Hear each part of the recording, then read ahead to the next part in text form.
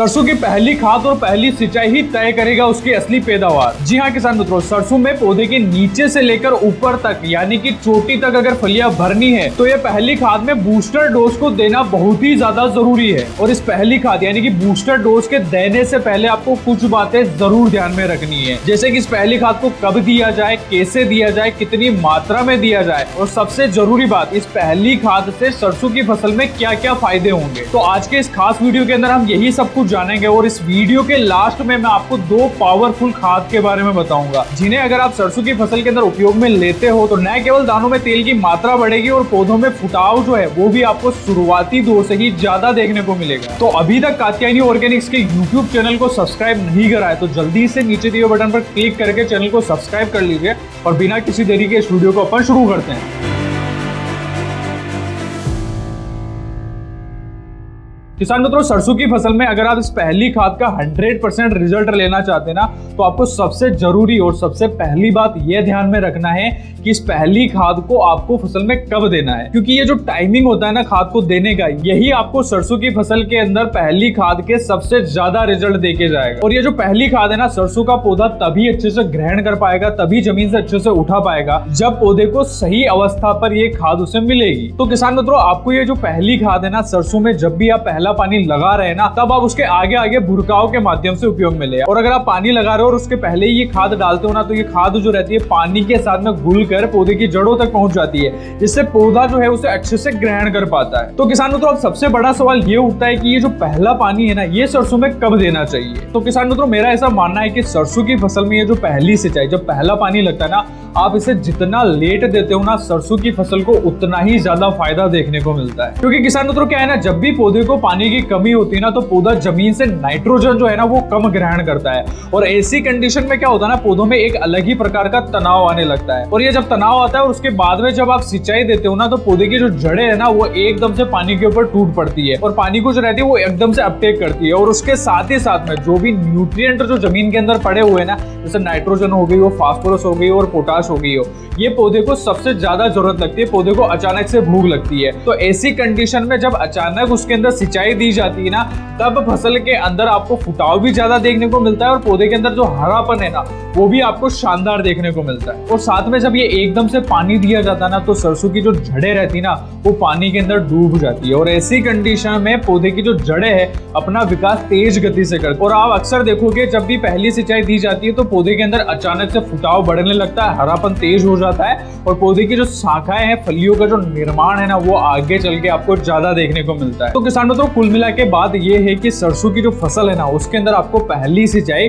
सरसों की 25 दिन की अवस्था हो जाने के बाद देना है, यानी कि 30 दिन पे, 35 दिन पे और 40 दिन पे। तो इस टाइम पर आप सिंचाई दे सकते हो। अगर आप इस समय पे सिंचाई देते हो तो आप इस समय पे पौधे को स्ट्रेस लेके फिर उसके अंदर अचानक से फ्लड इरिगेशन करते हो ना, तो पौधे के अंदर फुटाव जो है ना वो आपको ज्यादा से ज्यादा देखने को मिलता है। तो अब किसान मित्रों, आपने ये भी समझ लिया कि कौन सी स्टेज पे आपको सिंचाई देनी है और सिंचाई देने के बाद आपको खाद देनी है। खाद देने की ब्रॉडकास्टिंग करना है, आपको भुरकाव के माध्यम से देना है। जैसे जैसे खेत में पानी लगता जा रहा है, जिस खेत में पानी आप देते जा रहे हैं, उस खेत में आपको आगे चलते चलते खाद डालते जाना है, ताकि क्या होगा ना, जो पानी के साथ में जो खाद है ना ये अच्छे से घुल जाएगी और पौधे की जो जड़ें है ना वहां तक पहुंच जाएगी, ताकि जड़ से पौधा इसे अच्छे से अपटेक कर ले। अब इसमें क्या होता है ना कि काफी किसान सवाल पूछते हैं कि जो खाद है ना, यानी पहली जो खाद हम डालते हैं वो सिंचाई देने के बाद उपयोग में ले क्या। तो आपको ये गलती नहीं करना है, आपको हमेशा खाद पहले डालनी है, उसके बाद सिंचाई देनी है, ताकि पानी के साथ में ये खाद जो घुल के ना पौधे की जड़ तक पहुंच जाए, ताकि आपको रिजल्ट जो है ना वो ज्यादा से ज्यादा मिले। और किसान मित्रों, आपको एक बात और ध्यान में रख लेनी है, जब भी आप सरसों की फसल में पहली खाद डालने जा रहे हो ना,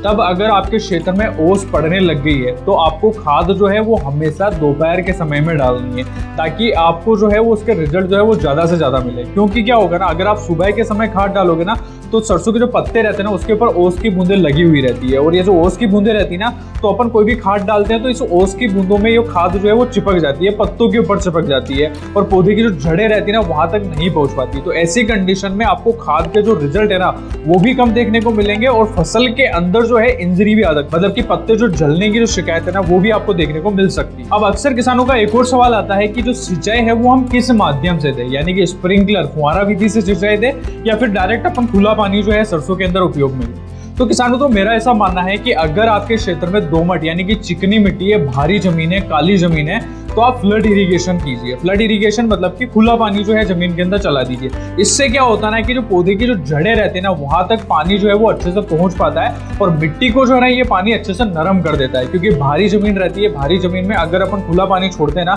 तो मिट्टी को हल्का सा नरम कर देता है, जिससे पौधे की जो जड़ें है ना वो जमीन में अच्छे से फैल पाएगी। तो इससे एक और फायदा होगा, जो भी पोषक तत्व जो भी खाद अपन डाल रहे हैं ना ये भी पानी के साथ घुल के पौधे की जड़ों तक पहुंचेगी, जिससे पौधा इसे अच्छे से ग्रहण कर पाएगा। और किसान मित्रों, अगर इसके अलावा आपके क्षेत्र में अगर हल्की जमीन है, रेतीली जमीन है जिसमें पानी टिकता नहीं है, सिंचाई देते हो 3-4 दिन में पानी सूख जाता है, तो आपको ऐसी कंडीशन में स्प्रिंकलर यानी कि जो फुहारा सिंचाई है ना उसको उपयोग में लेना है। क्योंकि इस जमीन में अगर आप खुला पानी छोड़ते हो ना तो खुला पानी देने से क्या होता है ना, ये पानी जो है ये जल्दी से सूख जाता है और साथ ही साथ में जो भी खाद अपन दे रहे हैं ना ये भी पौधे की जड़ों से नीचे तक पहुंचा देता है। जो खाद देते हो वो भी पौधे को नहीं लगेगी और जो पानी अपन दे रहे हैं ना वो भी पौधा उसे अच्छे से ग्रहण नहीं कर पाता है। तो आपको इसके अंदर फुहारा विधि ही अपनाना है और फुहारों की जो लाइन है वो भी आपको लगभग 3 से 4 घंटे तक एक दिन में चालू करनी है। और इसमें भी आपको ये बात तो जरूर ध्यान रख लेनी है कि इसमें भी आपको खाद पहले डालनी है और उसके बाद में फुहारों की जो लाइन है ना उसे चालू करना है। तो किसान मित्रों, अब आते हैं वीडियो के असली मुद्दे पर जिसका आप काफी देर से इंतजार कर रहे हो, यानी कि सरसों के पहले खाद के डोज के बारे में। किसान मित्रों, सरसों की फसल के अंदर पहली खाद में सबसे पहले आपको यूरिया उपयोग में लेना है। और यूरिया कितना लेना है? आपको 45 किलो प्रति एकड़ के हिसाब से लेना है। 45 किलो भी आपको उसी कंडीशन में उपयोग में लेना है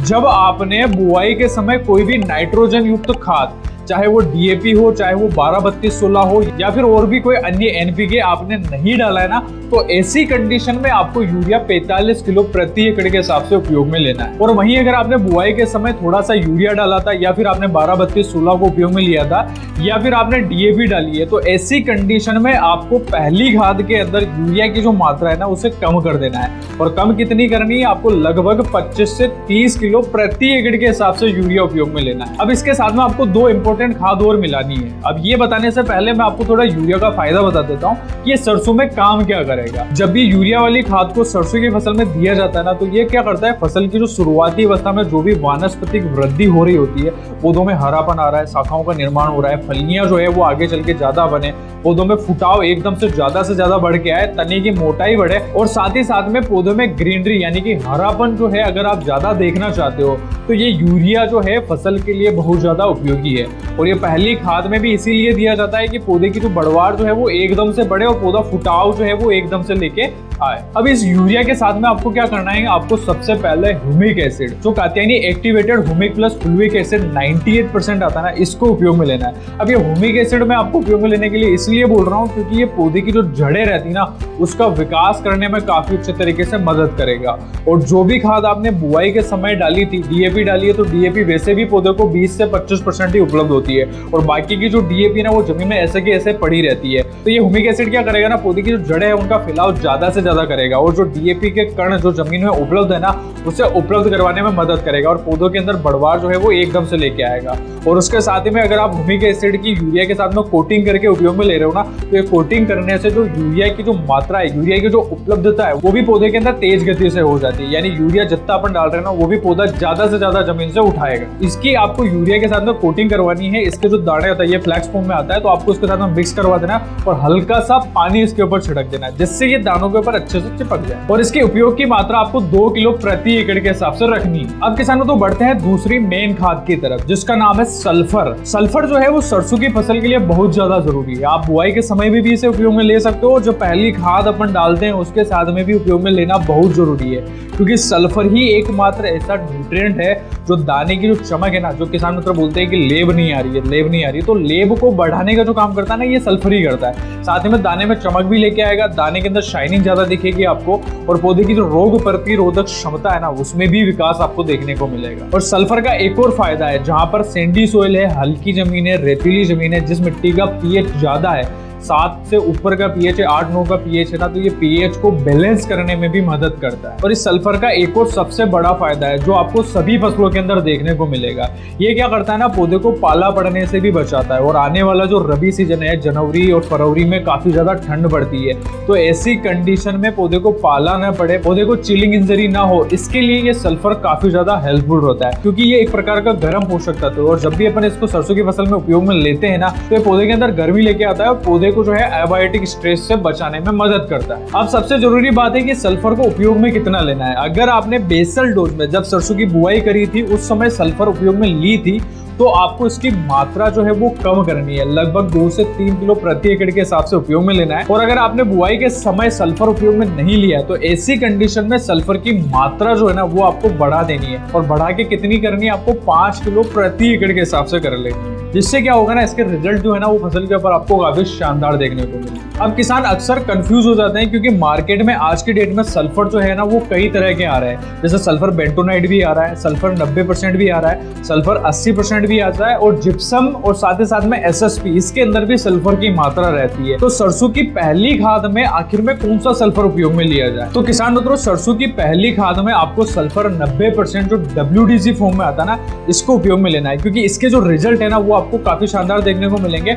और इसका रिजल्ट जो है ना वो तेज गति से मिलता है। जब भी आप इसको उपयोग में लेते हो तो पौधा इसे तुरंत अपटेक कर लेता है और जल्दी से जो है अपने रिजल्ट दिखा देता है। पौधों में हरापन जो है वो आपको एकदम से देखने को मिलता है। और बाकी के जो सल्फर होते हैं जैसे एसएसपी में, जिप्सम में और सल्फर जो बेंटोनाइट आता है, ये जो सल्फर रहता है ना ये पौधे को धीरे धीरे करके उपलब्ध होता है। तो जब भी सल्फर आप बेसल डोज में डाल रहे हो तब आप इसे उपयोग में ले सकते हो। तो जब पहली खाद में उपयोग में लिया जाता है ना तब आप सल्फर 90% को ही उपयोग में ले। और इसके अलावा सल्फर 80% भी आता है, उससे भी आप उपयोग में ले सकते हो, लेकिन इसका जो रिजल्ट है ना एज अ फंजीसाइड आपको ज्यादा देखने को मिलेंगे। तो जब भी फसल के अंदर फफूंद जनित रोग आ रहे हो तब आप स्प्रे के माध्यम से अगर उपयोग में लेना चाहते हो तब सल्फर 80% जो है उसके रिजल्ट ज्यादा देखने को मिलते हैं। लेकिन सल्फर अगर आप जमीन से देना चाहते हो तो फिर 90% का जो रिजल्ट है ना अभी तक सरसों की फसल में काफी शानदार देखा गया है। और लगभग 80 से 90% जो किसान है ना वो सल्फर 90% को ही उपयोग में लेते हैं। तो किसानों तो यही थी जानकारी कि सरसों की फसल में पहली सिंचाई कब दी जाए, पहली सिंचाई के बाद में कौन सी खाद उपयोग में लेना चाहिए, कब लेना चाहिए, कितनी मात्रा में उपयोग में लेना चाहिए, और इसका फसल को क्या फायदा मिलेगा। ये सारी जानकारी मैंने इस वीडियो के अंदर आपको बताई है। अगर जानकारी आपको अच्छी लगी है तो इस वीडियो को लाइक कर दीजिए, और चैनल को अभी तक सब्सक्राइब नहीं करा तो जल्दी से नीचे दिए हुए बटन पर क्लिक करके चैनल को सब्सक्राइब कर लीजिए, और बिना किसी देरी के इस वीडियो को अपने सरसों लगाने वाले किसान मित्रों के साथ में जरूर शेयर करें। धन्यवाद।